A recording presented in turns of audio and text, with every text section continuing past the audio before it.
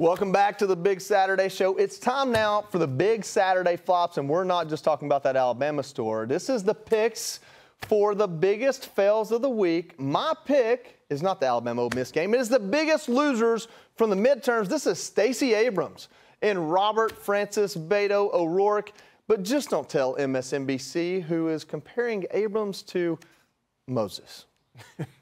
I've never seen anybody with a state wired like Stacey Abrams. She may have lost. She lost. We understand that. But talk about how she put Georgia on the map for Democrats. He didn't get there himself, but God took care of Moses. But God said, I will bury Moses. Y'all leave Moses alone and let Joshua keep going. And Stacey will get her due. God will reward Stacey. Wow. Yeah, Aaron said, I'm not translating that stuff. Okay, so here's the deal about all of this. I live in Georgia. Stacey Abrams was never, ever going to be the governor of Georgia. Democrats may win, but not with her. They don't trust her. They don't trust her. And Beto, Lord, help that fella. All right, Tommy, what you got? I have one that's even worse than that. Pennsylvania's state representative is reelected by a landslide, even though he is dead. So now there has to be a special election. Guys, we're all wondering what the heck happened in Pennsylvania. Well, this just gives us a little bit more evidence that maybe something's not all right there.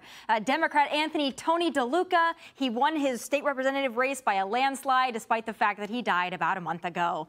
So very interesting things happening in Pennsylvania. I'm not sure if it's in the water, in the air, but I hope they figure it out soon. Charlie? But this is somewhat of an improvement. Usually dead people are only allowed to vote in Pennsylvania. Yes. Now they get to run for office. And they're Democrats no less, so it's all coming full circle. To my point earlier, we're really lowering the bar. We really are. Number one. Actually, if we could replace, if we could elect only dead people to Congress for just 2 years, it would probably fix like most of the problems in this country. From Stacey Abrams being Moses to us cracking jokes about dead people, I'm scooting my chair over to the left. Lightning's coming through the ceiling here. All right, we're about to get in trouble here. Okay. All right, MSNBC, as if that wasn't enough, breathlessly wonders if John Fetterman could run for the White House in 2024, and they're not kidding, actually.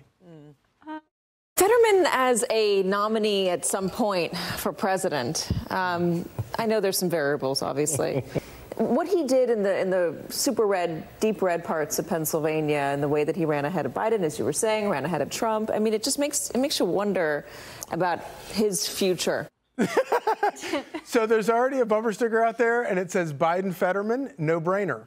I think it's good. But I got to say, I was actually kind of serious about this. After the debate, I was convinced that it actually might kind of help him, because I think a lot of people look at John Fetterman and they think, well, he can't get a job anywhere else. Let's send him to Washington. Seriously? And but that's what they think?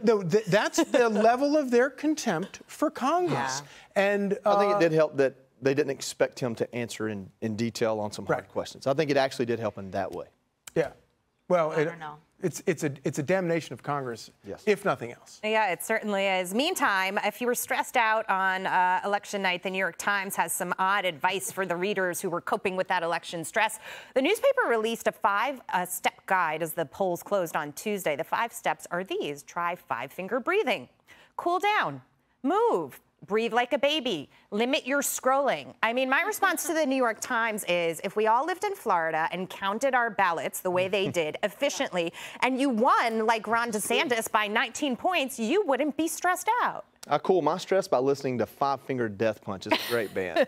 I'm just wondering what breathing like a baby is. I thought that's always what liberals did, but maybe I'm wrong. It's just, that's a new technique. But not to be mean, but if you need your 5 fingers to count 5-finger breathing, then I think you probably have, either you have another problem or you're counting votes. And for me, I only ever get to 4.5, so it's even more difficult for me. That's why I stay stressed out. Well, these are New York Times readers, so maybe they do count on their hands. Though. We wish them the best. All right.